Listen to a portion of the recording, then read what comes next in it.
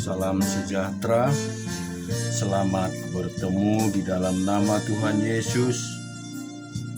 Kembali kita merenungkan kebenaran firman Tuhan. Kita baca dari Yakobus pasal yang kedua. Saudara-saudaraku, sebagai orang yang beriman kepada Yesus Kristus, Tuhan kita yang mulia, janganlah iman itu kamu amalkan dengan memandang muka. Sebab jika ada seorang masuk ke dalam kumpulanmu dengan memakai cincin emas dan pakaian indah, dan datang juga seorang miskin ke situ dengan memakai pakaian buruk, dan kamu menghormati orang yang berpakaian indah itu dan berkata kepadanya, "Silakan Tuan duduk di tempat yang baik ini," sedang kepada orang yang miskin itu kamu berkata, "Berdirilah di sana," atau "Duduklah di lantai ini dekat tumpuan kakiku." Bukankah kamu telah membuat perbedaan di dalam hatimu dan bertindak sebagai hakim dengan pikiran yang jahat? Dengarkanlah, hai saudara-saudara yang kukasihi. Bukankah Allah memilih orang-orang yang dianggap miskin oleh dunia ini untuk menjadi kaya dalam iman dan menjadi ahli waris kerajaan yang telah dijanjikannya kepada barang siapa yang mengasihi Dia? Tetapi kamu telah menghinakan orang-orang miskin. Bukankah justru orang-orang kaya yang menindas kamu dan yang menyeret kamu ke pengadilan? Bukankah mereka yang menghujat nama yang mulia yang olehnya kamu menjadi milik Allah? Akan tetapi jikalau kamu menjalankan hukum utama yang tertulis dalam kitab suci, "Kasihilah sesamamu manusia seperti dirimu sendiri," kamu berbuat baik. Tetapi jikalau kamu menjalankan hukum utama yang tertulis dengan kitab suci, "Kasihilah sesamamu manusia seperti dirimu sendiri," kamu berbuat baik. Tetapi jika kamu memandang muka,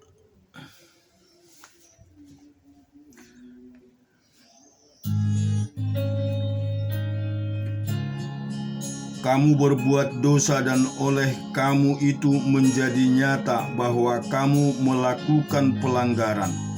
Sebab jika barang siapa menuruti seluruh hukum itu,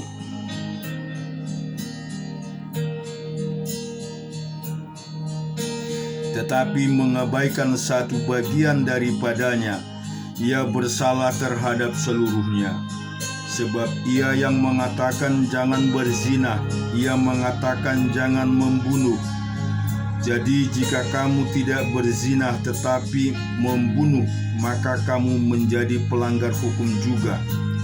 Berkatalah dan berlakulah seperti orang-orang yang akan dihakimi oleh hukum yang memerdekakan orang. Sebab penghakiman yang tak berbelas kasihan akan berlaku atas orang yang tidak berbelas kasihan, tetapi belas kasihan akan menang atas penghakiman. Apakah gunanya, saudara-saudaraku, jika seorang mengatakan bahwa ia mempunyai iman, padahal ia tidak mempunyai perbuatan? Dapatkah iman itu menyelamatkan dia? Jika seorang saudara atau saudari tidak mempunyai pakaian dan kekurangan makanan sehari-hari, dan seorang dari antara kamu berkata, "Selamat jalan, kenakanlah kain panas dan makanlah sampai kenyang," tetapi ia tidak memberikan kepadanya apa yang perlu bagi tubuhnya, apakah gunanya itu? Demikianlah halnya dengan iman. Jika iman itu tidak disertai perbuatan, maka iman itu pada hakikatnya adalah mati. Tetapi mungkin ada orang berkata padamu, ada iman dan padaku ada perbuatan. Aku akan menjawab dia, tunjukkanlah kepadaku imanmu itu tanpa perbuatan, dan aku akan menunjukkan kepadamu imanku dari perbuatan-perbuatanku. Engkau percaya bahwa hanya ada satu Allah saja. Itu baik, tetapi setan-setan pun juga percaya akan hal itu, dan mereka gemetar. Hai manusia yang bebal, maukah engkau mengakui sekarang bahwa iman tanpa perbuatan adalah iman yang kosong? Bukankah Abraham bapa kita dibenarkan karena perbuatan-perbuatannya ketika ia mempersembahkan Ishak anaknya di atas mezbah? Kamu lihat bahwa iman bekerja sama dengan perbuatan-perbuatan, dan oleh perbuatan-perbuatan itu iman menjadi sempurna. Dengan jalan demikian, genaplah nats yang mengatakan, lalu percayalah Abraham kepada Allah, maka Allah memperhitungkan hal itu kepadanya. Sebenarnya kebenaran, karena itu Abraham disebut sahabat Allah. Jadi kamu lihat bahwa manusia dibenarkan karena perbuatan-perbuatannya, dan bukan hanya karena iman. Dan bukankah demikian juga Rahab pelacur itu dibenarkan karena perbuatan-perbuatannya ketika ia menyembunyikan orang-orang yang disuruh itu di dalam rumahnya, lalu menolong mereka lolos melalui jalan yang lain. Sebab seperti tubuh tanpa roh adalah mati, demikian jugalah iman tanpa perbuatan-perbuatan adalah mati. Kita juga akan membaca di dalam Mika pasal yang ke-7. Celaka aku, sebab keadaanku seperti pada pengumpulan buah-buahan musim kemarau, seperti pada pemetikan susulah buah anggur. Tidak ada buah anggur untuk dimakan atau buah ara yang kusukai. Orang saleh sudah hilang dari negeri, dan tiada lagi orang jujur di antara manusia. Mereka semuanya mengincar darah, yang seorang mencoba menangkap yang lain dengan jaring. Tangan mereka sudah cekatan berbuat jahat. Pemuka menuntut hakim dapat suap. Pembesar memberi putusan sekehendaknya, dan hukum mereka putar balikkan. Orang yang terbaik di antara mereka adalah seperti tumbuhan duri, yang paling jujur di antara mereka seperti pagar duri. Hari bagi pengintai-pengintaimu, hari penghukumanmu telah datang. Sekarang akan mulai kegemparan di antara mereka. Janganlah percaya kepada teman, janganlah mengandalkan diri kepada kawan.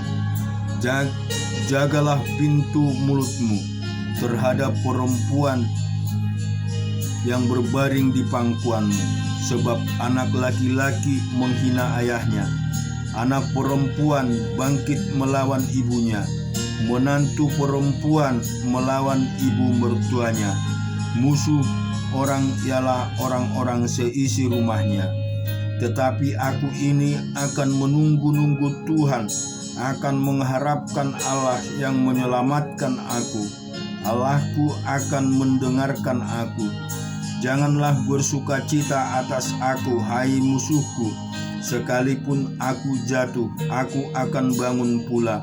Sekalipun aku duduk dalam gelap, Tuhan akan menjadi terangku. Aku akan memikul kemarahan Tuhan, sebab aku telah berdosa kepadanya, sampai ia memperjuangkan perkaraku dan memberi keadilan kepadaku, membawa aku ke dalam terang sehingga aku mengalami keadilannya.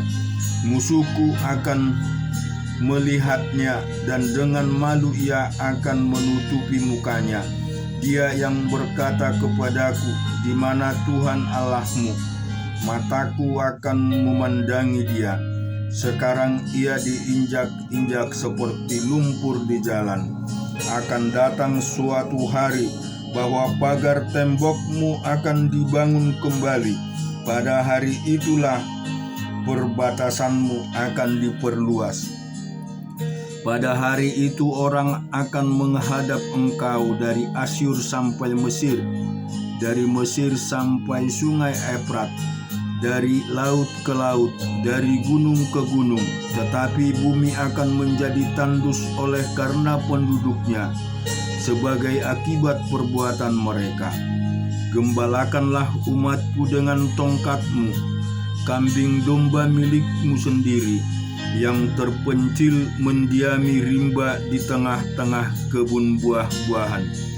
Biarlah mereka makan rumput di Basan dan di Gilead, seperti pada zaman dahulu kala, seperti pada waktu engkau keluar dari Mesir.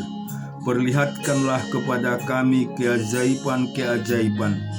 Biarlah bangsa-bangsa melihatnya dan merasa malu atas segala keperkasaan mereka. Biarlah mereka menutup mulutnya dengan tangan dan telinganya menjadi tuli. Biarlah mereka menjilat debu seperti ular, seperti binatang menjalar di bumi. Biarlah mereka keluar dengan sementara dari kubunnya dan datang kepada Tuhan Allah kami dengan gentar, dengan takut kepada-Mu. Siapakah Allah seperti Engkau, yang mengampuni dosa dan yang memaafkan pelanggaran dari sisa-sisa miliknya sendiri, yang tidak bertahan dalam murkanya untuk seterusnya, melainkan berkenan kepada kasih setianya. Biarlah ia kembali menyayangi kita, menghapuskan kesalahan-kesalahan kita, dan melemparkan segala dosa kita ke dalam tubir-tubir laut. Kiranya Engkau menunjukkan setiamu kepada Yakub dan kasih-Mu kepada Abraham, seperti yang telah Kau janjikan dengan bersumpah kepada nenek moyang kami sejak zaman purbakala. Kita baca di dalam Daniel pasal ke-11 ayat 22. Seluruh tentara yang datang melanda akan dihanyutkan di hadapannya dan dihancurkan, bahkan juga seorang raja perjanjian. Dan dari saat diadakan persekutuan dengan dia, ia akan berlaku curang, dan ia akan maju serta menjadi berkuasa meskipun sedikitnya orang-orangnya. Dengan tak disangka-sangka, ia akan memasuki daerah-daerah yang paling subur dari negeri itu dan melakukan apa yang belum pernah dilakukan oleh para bapa dan nenek moyangnya, yakni menghamburkan rampasan dan jarahan dan harta di antara orang-orangnya. Juga terhadap tempat-tempat yang berbenteng ia membuat siasat, tetapi hanya untuk sementara waktu. Kekuatan dan keberaniannya akan ditunjukkannya melawan raja negeri selatan dengan memakai tentara yang besar. Dan walaupun raja negeri selatan itu akan bersiap untuk berperang dengan tentara yang amat besar dalam kuat, ia tidak akan dapat bertahan, sebab akan diadakan siasat terhadap dia.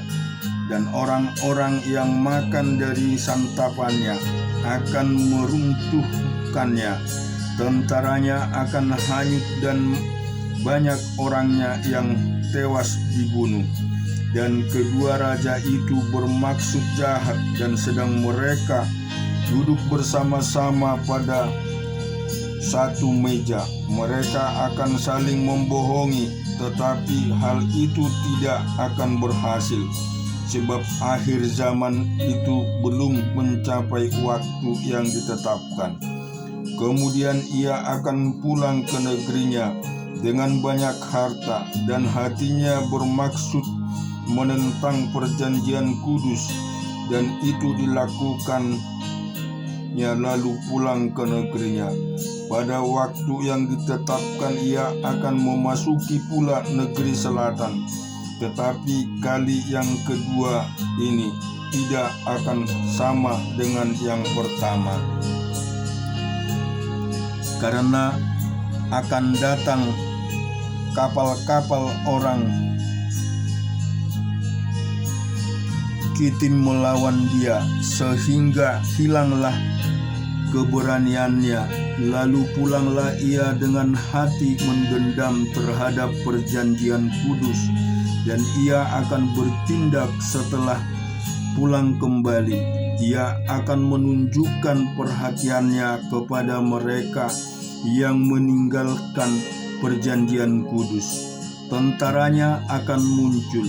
Mereka akan menajiskan tempat kudus, benteng itu, menghapuskan korban sehari-hari, dan menegakkan kekejian yang membinasakan. Dan orang-orang yang berlaku fasik terhadap perjanjian akan dibujuknya sampai murtad dengan kata-kata licin, tetapi umat yang mengenal Allahnya akan tetap kuat dan akan bertindak. Dan orang-orang bijaksana di antara umat itu akan membuat banyak orang mengerti, tetapi untuk beberapa waktu lamanya mereka akan jatuh oleh kebenaran pedang dan api, oleh karena ditawan dan dirampas. Sementara jatuh mereka akan mendapat pertolongan sedikit, dan banyak orang akan menggabungkan diri kepada mereka secara berpura-pura. Sebagian dari orang-orang bijaksana itu akan jatuh, supaya dengan demikian diadakan pengujian, penyaringan, dan pemurnian di antara mereka sampai pada akhir zaman, sebab akhir zaman itu belum mencapai waktu yang telah ditetapkan. Raja itu akan berbuat sekehendak hati.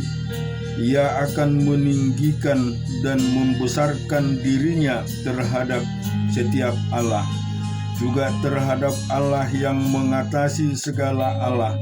Ia akan mengucapkan kata-kata yang tak senonoh sama sekali, dan ia akan beruntung sampai akhir murka itu, sebab apa yang telah ditetapkan akan terjadi. Juga para Allah nenek moyangnya tidak akan diindahkannya. Baik pujian orang-orang perempuan maupun Allah manapun juga tidak akan diindahkannya, sebab terhadap semuanya itu ia akan membesarkan diri. Tetapi sebagai ganti semuanya itu, ia akan menghormati dewa benteng-benteng, dewa yang tidak dikenal oleh nenek moyangnya. Akan dihormatinya dengan membawa emas dan perak dan permata dan barang-barang yang berharga. Dan ia akan bertindak terhadap benteng-benteng yang diperkuat dengan pertolongan dewa asing itu. Siapa yang mengaku dewa ini akan dilimpahkan kehormatan. Ia akan membuat mereka menjadi berkuasa atas banyak orang, dan kepada mereka akan dibagikannya tanah sebagai upah. Tetapi pada akhir zaman raja negeri selatan akan berperang dengan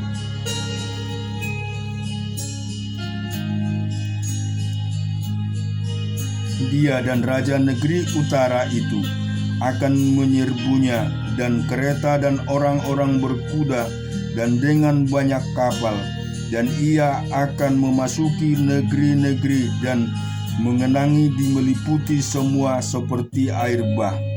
Juga tanah permai akan dimasukinya dan banyak orang akan jatuh. Tetapi dari tangannya akan terluput tanah Edom, tanah Moab, dan bagian yang penting dari Bani Amon. Ia akan menjangkau negeri, dan negeri Mesir tidak akan terluput.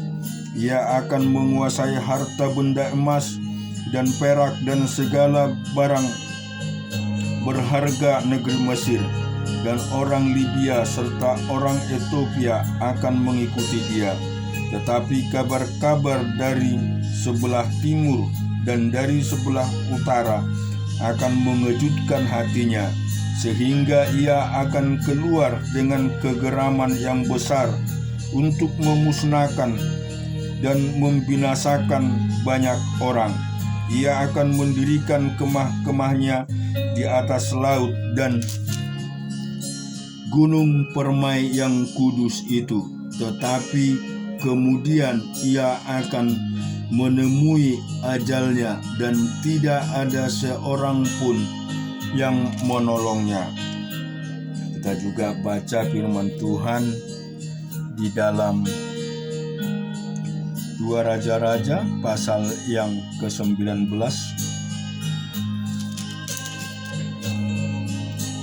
Segera sesudah Raja Hizkia mendengar itu, dikoyakkannyalah lah pakaiannya dan selubunginya lah badan dengan kain kabung. Lalu masuklah ia ke rumah Tuhan. Disuruhnyalah juga Eliakim, kepala istana, Sabna, panitra negara, dan yang tua-tua di antara para imam, dengan berselubung kain kabung kepada Nabi Yesaya bin Amos. Berkatalah mereka kepadanya, beginilah kata Hizkia, hari ini hari kesesakan, hari hukuman dan penistaan, sebab sudah datang waktunya untuk melahirkan anak, tetapi tidak ada kekuatan untuk melahirkannya. Mungkin Tuhan Allahmu sudah mendengar segala perkataan juru minuman agung yang telah diutus oleh Raja Asyur, tuannya, untuk mencela Allah yang hidup, sehingga Tuhan Allahmu mau memberi hukuman kepada perkataan-perkataan yang telah didengarnya. Maka baiklah engkau menaikkan doa untuk sisa yang masih ditinggalkan ini. Ketika pegawai-pegawai Raja Hizkia sampai kepada Yesaya, berkatalah Yesaya kepada mereka, beginilah kamu katakan kepada Tuanmu, beginilah firman Tuhan, janganlah engkau takut terhadap perkataan yang kau dengar, yang telah diucapkan oleh budak-budak Raja Asyur untuk menghujat aku. Sesungguhnya aku akan menyuruh suatu roh masuk di dalamnya, sehingga ia mendengar suatu kabar dan pulang ke negerinya. Aku akan membuat dia mati rebah oleh pedang dan di negerinya sendiri. Ketika juru minuman agung pulang, didapatinya lah Raja Asyur berperang melawan Libna, sebab sudah didengarnya bahwa raja telah berangkat dari Lakhis. Dalam pada itu raja mendengar tentang Tiraka, raja Ethiopia, berita yang demikian, sesungguhnya ia telah keluar berperang melawan engkau. Maka disuruhnyalah kembali utusan-utusan kepada Hizkia dengan pesan, beginilah harus kamu katakan kepada Hizkia, Raja Yehuda, janganlah Allahmu yang kau percayai itu memperdaya engkau dengan perjanjian Yerusalem tidak akan diserahkan ke tangan Raja Asyur, sehingga engkau ini telah mendengar tentang yang dilakukan raja-raja Asyur kepada segala negeri, yakni bahwa mereka telah menumpasnya masakan engkau ini akan dilepaskan?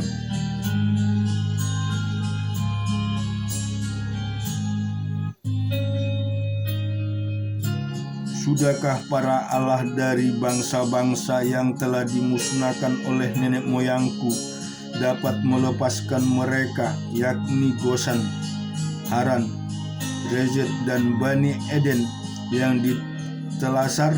Di manakah raja negeri Hamat dan Arpad, raja kota Separwim, raja negeri Hena dan Iwa? Hizkia menerima surat itu dari tangan para utusan, lalu membacanya. Kemudian pergilah ia ke rumah Tuhan dan membentangkan surat itu di hadapan Tuhan. Hizkia berdoa di hadapan Tuhan dengan berkata, "Ya Tuhan Allah Israel, yang berkata di atas kerubim, hanyalah Engkau sendirilah Allah segala kerajaan di bumi. Engkaulah yang menjadikan langit dan bumi. Sendengkanlah telingamu ya Tuhan, dan dengarkanlah matamu ya Tuhan, dan lihatlah, dengarlah perkataan Sanherib yang telah diiringnya untuk mengaitkan Allah yang hidup. Ya Tuhan, memang raja-raja Asyur telah memusnahkan bangsa-bangsa dan negeri-negeri mereka.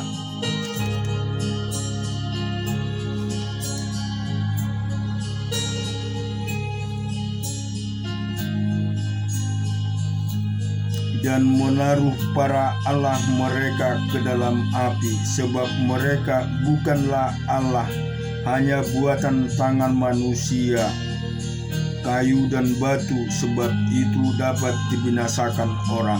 Maka sekarang ya Tuhan Allah kami, selamatkanlah kami kiranya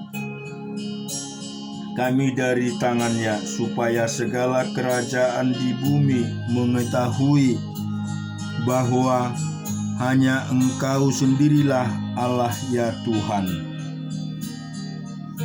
Lalu Yesaya bin Amos menyuruh orang kepada Hizkia mengatakan, "Beginilah firman Tuhan Allah Israel, apa yang telah kau doakan kepadaku mengenai Serhib, raja Asyur, telah kudengar." Amin. Tuhan memberkati kita semua.